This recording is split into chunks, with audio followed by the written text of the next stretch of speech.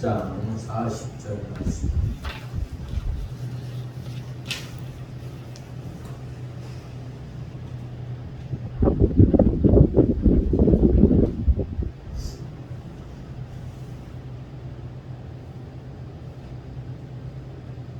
한자는 다 같이 한번 읽겠습니다. 내 아버지의 뜻은 아들을 보고 믿는 자마다 영생을 얻는 것 이것이니 마지막 날에 내가 이를 다시 살리라 하시니라. 오늘은 하나님의 뜻을 알자, 하나님의 뜻을 알자에 대해서 생각해 보겠습니다. 자, 기도 한번 하겠습니다. 참 좋으신 아버지 하나님, 하나님의 뜻을 아는 우리 대림 선생님교회 모든 성도들이 되게 하여 주시옵소서. 이 말씀을 통하여 우리가 깨닫고 실천하는 삶이 되게 하여 주시옵소서. 이 문안을 온전히 십자가 밑에 감춰두시고 하나님의 귀한 말씀만 전할 수 있게 도와주시옵소서. 예수님의 이름으로 기도합니다. 아멘. 날씨가 너무 추워졌죠. 영하권에 맴도니까 사람이 하루 동안 하니까 힘들고 또 생활 속에서 불편함을 많이 느끼고 있습니다. 오늘은 하나님의 뜻을 알자. 하나님의 뜻이 뭔가. 저는 이제 가끔 예언을 한다고 그랬죠. 기억나십니까? 네. 날씨가 추워지면 어때요? 나중에 얼음이 올 겁니다. 봄에는 어때요? 꽃을 필 겁니다. 그런 것처럼 우리 인간이 태어날 때 이제 어떻습니까? 엄마 뱃속에서 몇 달 있죠? 10달 동안 있다가 태어나잖아요. 그죠? 이거는 제가 예언을 안 해도 여러분 잘 아시고 계시잖아요. 그죠? 그리고 나서 태어난 사람이 어때요? 죽어요? 안 죽어요? 다 죽습니다. 그래요? 안 그래요? 다 죽잖아요. 그죠? 네, 다 죽어요. 이게 바로 뭐냐면 순리라, 순리. 그래서 이제 우리의 삶을 우리가 뱃속에 있을 때 10달 동안 있으면서 우리가 알잖아요. 몇 월 달에 우리가 태어날 것이다. 미리 아는 거예요. 병원에 가서 의사 선생님에게도 진찰도 하고 이렇게 다 하잖아요. 그래서 몇 월 달에 나면은 또 난 날에는 어때요? 준비를 많이 하잖아요. 옷도 준비해, 배 안에 옷이라고 합니까? 옷도 준비하고 태어날 거에 대해서 다 준비를 한 다음에 이거 태어나면 어떻게 할 것이다. 산후 조리원에는 며칠이 있을 것이다 하면서 준비를 합니다.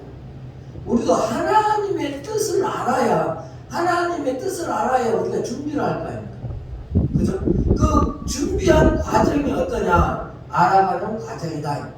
하나님의 뜻은 뭘고 어떻게 하나님의 뜻을 맞추어서 살아갈 수가 없죠.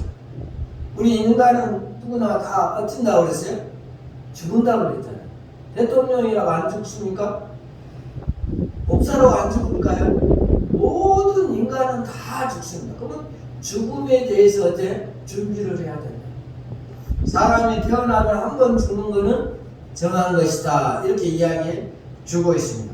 오늘 하나님의 말씀도 내 아버지의 뜻을 아들을 보고 믿는 자마다 영생을 얻는다 그랬습니다. 아들은 누굽니까? 예수 그리스도입니다.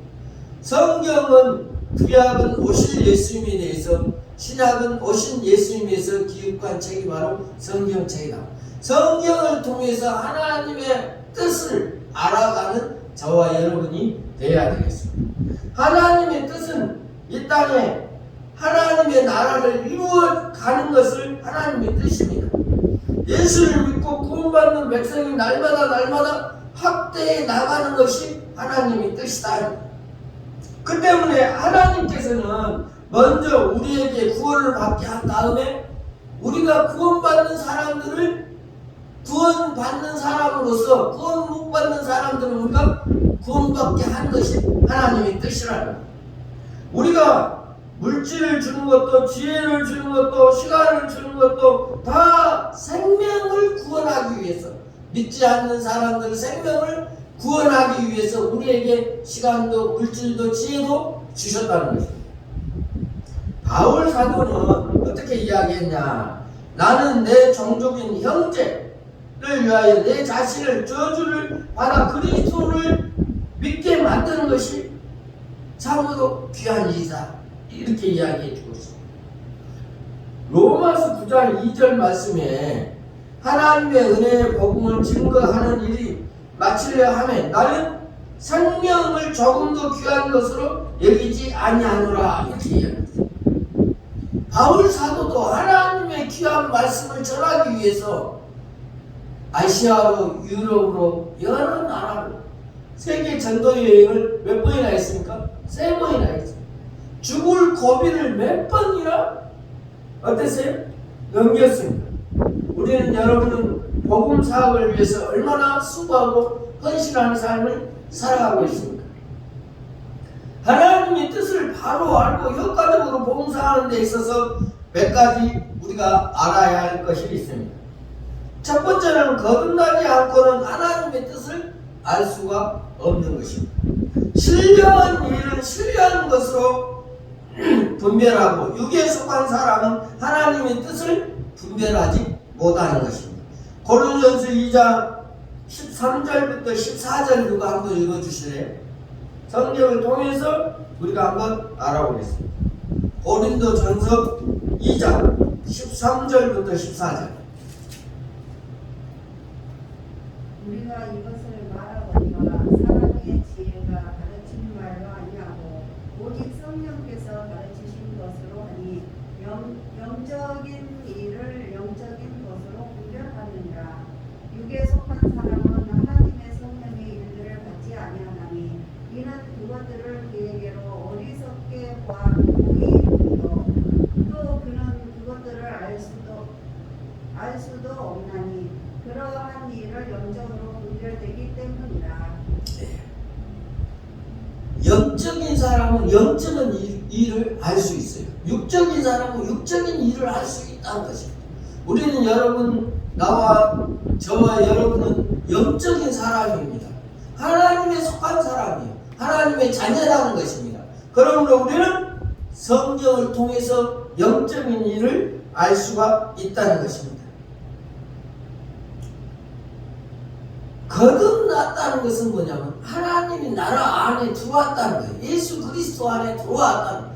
그런 사람만이 영적인 삶을 알 수가 있다.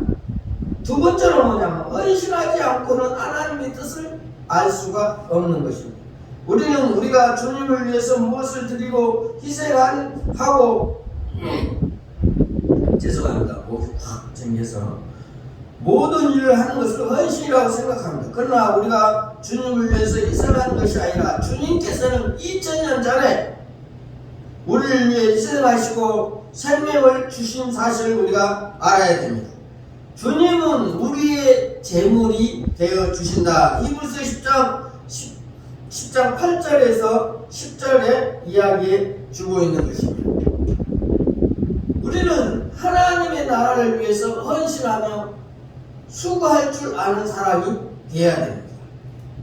주님께서 우리에게 헌신하라고 하신 이유는 성전으로 갑으로 산 몸이기 때문입니다. 고린도전서 6장 19절부터 20절 말씀에 이렇게 이야기해 주고 있는 것입니다. 이 성전인 내 안에 계셔서 나를 통해서 사시기 위해서입니다. 우리는 교회 예배당이 성전이 아니라 여러분 한 사람 한 사람 속에 있는 예수 그리스도가 성전이라는 것입니다. 예수님께서는 나를 통해서 사시도록 온전히 맡기고 드리는 것이 바로 헌신이라는 것입니다. 우리가 100% 주님께 맡기지 못하고 세상 풍조를 쫓고 이 세대를 본받고 있기 때문에 예수님은 하나님은 온전하시고 기뻐하신 뜻이 분별할 수가 없다는 것입니다. 죽어도 좋습니다 하는 사람은 많이 있지만 실제로 예수님을 통해서 사시도록 우리가 안전히 드리는 사람은 많지 않다 하는 것입니다.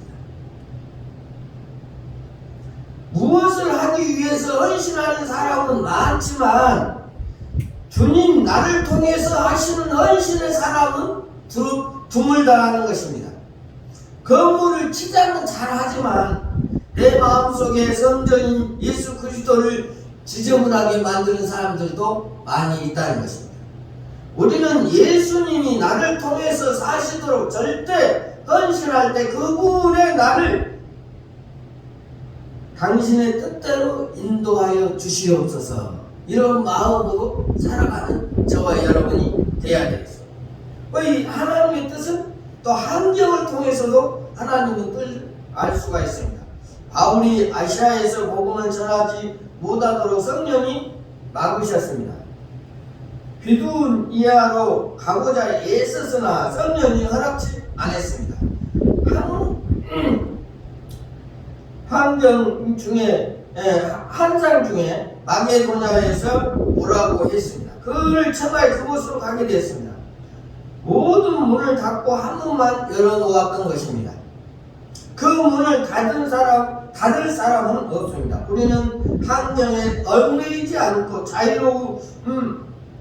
자유로우면서도 하나님의 인도에 따라 우리가 살아가야 합니다. 하나님 앞에서 서약을 했다고 해서 그것이 절대 하나님 뜻이라고 볼 수 없습니다. 그래서 예수님께서는 명세하지 마라 이렇게 이야기했습니다. 하늘에서도 말고 머리로도 말고 어떠한 것이든지 맹세하지 말라 이렇게 이야기했습니다. 너희가 하는 모든 것들을 맹세하지 말고 하나님의 뜻대로 우리가 살아가는 것입니다. 그 하나님의 뜻은 또 기도를 통해서 하나님의 뜻을 알 수가 있습니다. 지혜가 부족하거든 모든 사람에게 후히 주시는 꾸짖지 아니하시는 하나님께 구하라 그리하면 주시리라고 성경은 이야기해 주고 있는 것입니다. 주님께서 간구하면 주님께서 처리해 주신다는 것입니다. 계시를 통해서나 혹은 환상을 통해서 뜻을 알려주기도 합니다. 그러나 감정이나 느낌으로 의존해서 한다면 이건 아주 위험할 수가 있습니다. 기도로 하나님께 시험한 일들이 들어 있습니다. 예를 들어 요나가 느네일로 가는 것은 하나님 뜻인데 그걸 불구하고 요바로 갔습니다. 다스시로 가는 배를 만나면서 다시로 가는 것이 하나님 뜻으로 생각하고 착각하고 배를 타고 갔던 것입니다. 그러나 하나님의 뜻은 그것이 아니죠. 또 어떤 사람은 이런 이야기를 합니다. 나에게 주택복권 당첨만 되면 어때? 교회 예배당을 짓겠습니다. 이건 하나님 뜻이 아닙니다. 하나님은 주택복권으로 교회를 설립하지 않습니다. 혹은 노력도 하지 않는 사람이 무슨 일만 성취한다면 주신다면 평생 주를 위하여 살겠습니다. 뭐만 해주시기만 하면 11조 생활도 하고 뭐 여러가지 등등등등 하겠습니다. 하나님과 흥정하는 사람이 있어요. 그런 기도는 위험한 기도요 해서는 안 되는 것입니다. 그대로 하나님의 뜻대로 살아가지 않고 당연한 하나님의 뜻대로 살아가는 것이 우리 성도들의 당연한 일인데도 불구하고 하나님께 흥정을 하는 뭐만 해주면 어떻게 해주면 이러한 기도는 잘못된 기도다 하는 것을 우리가 알아야 됩니다. 또 다섯 번째로 평안을 통해서 하나님의 뜻을 알 수가 있습니다.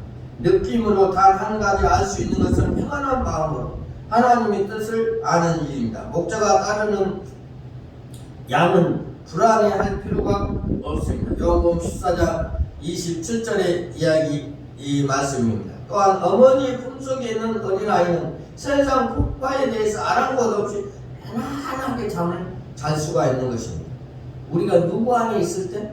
예수 그리스도 안에 있을 때 어린아이가 뱃속에 엄마 뱃속에 있을 때 편안한 것처럼 우리가 주님 안에 있을 때 평안함을 누릴 수가 있는 것입니다. 우리는 주님의 뜻대로 행할 때 육체는 싫어하지만 마음은 편하다는 것입니다. 우리가 하나님의 뜻을 바로 행치 않을 때 불안과 초조가 따르게 되는 것입니다. 또 어떻게 해야 하나님의 뜻을 아는가? 성령의 사람을 통해서 우리가 알 수가 있습니다. 사도행전 9장 17절 말씀 한번 찾아보겠습니다. 사도행전 9장 17절.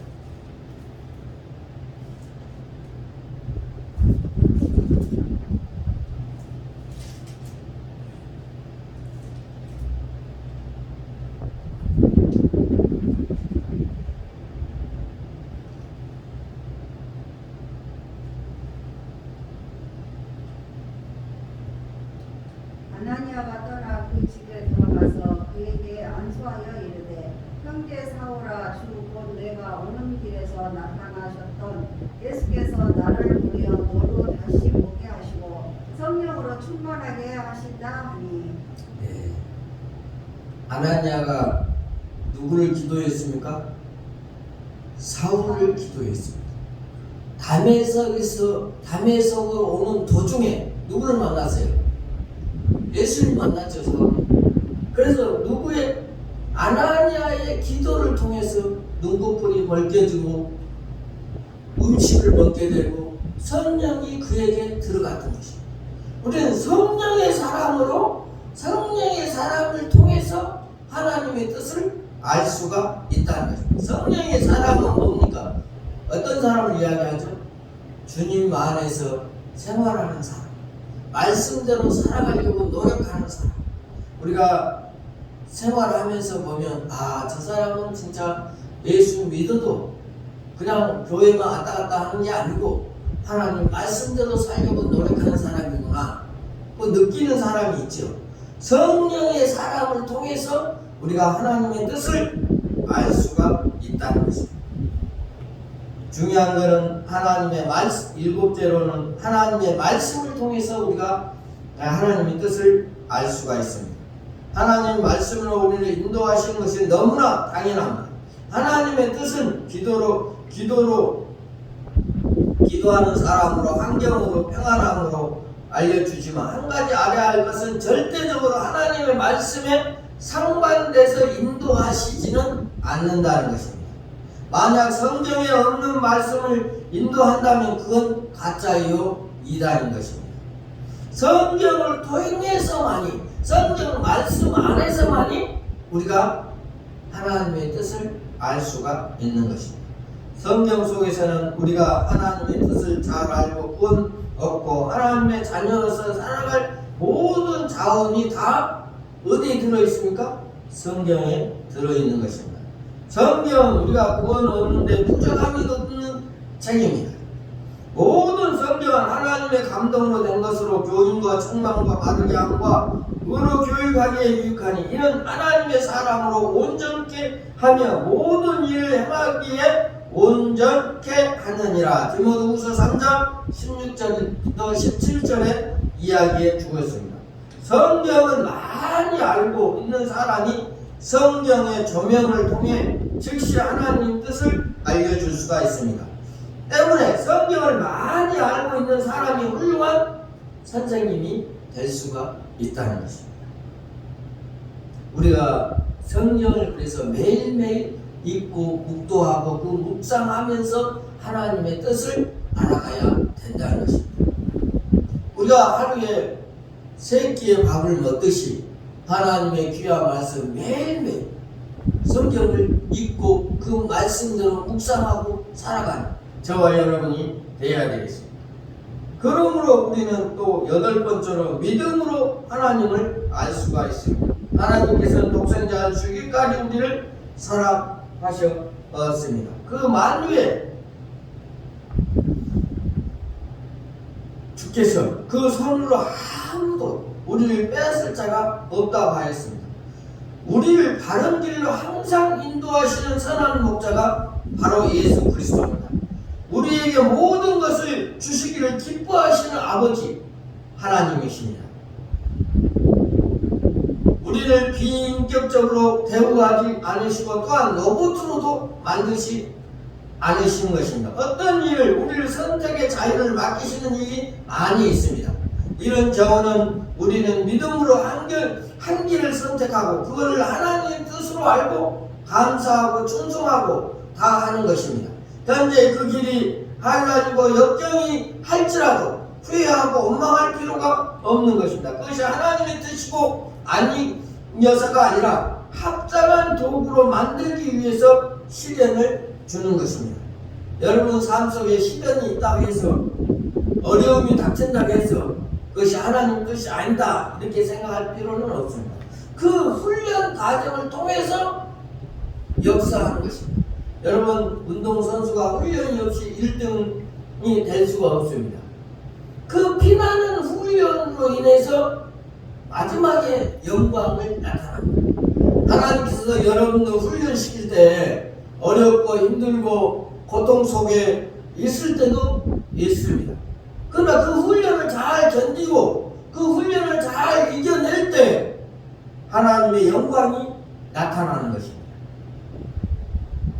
하나님께서 있는 그 자리에 여러분들을 쓰시기를 원합니다. 어떤 사람은 목사로, 어떤 사람은 전도사로, 어떤 사람은 교사로, 어떤 사람은 사업가로, 어떤 사람은 다른 어떤 일을 직업을 할지라도 그것이 다 하나님의 영광을 위해 쓰여진다면 그것이 하나님의 영광이 나타나는 거예요.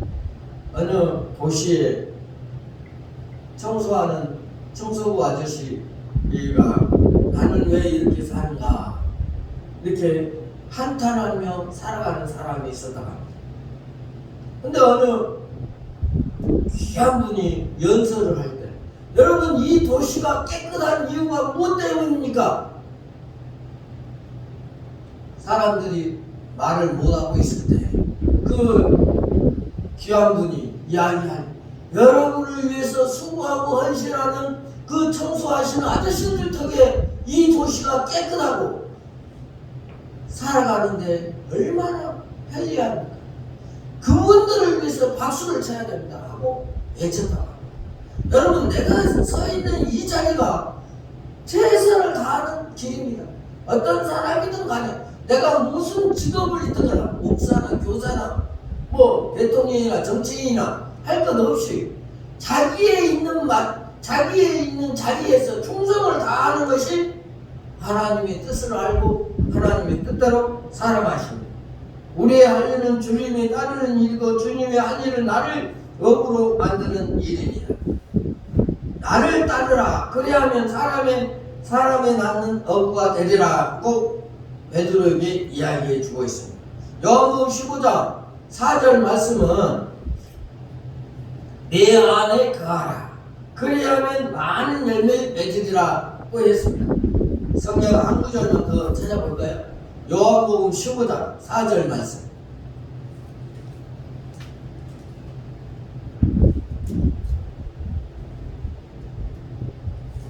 누가 한번 읽어볼래요?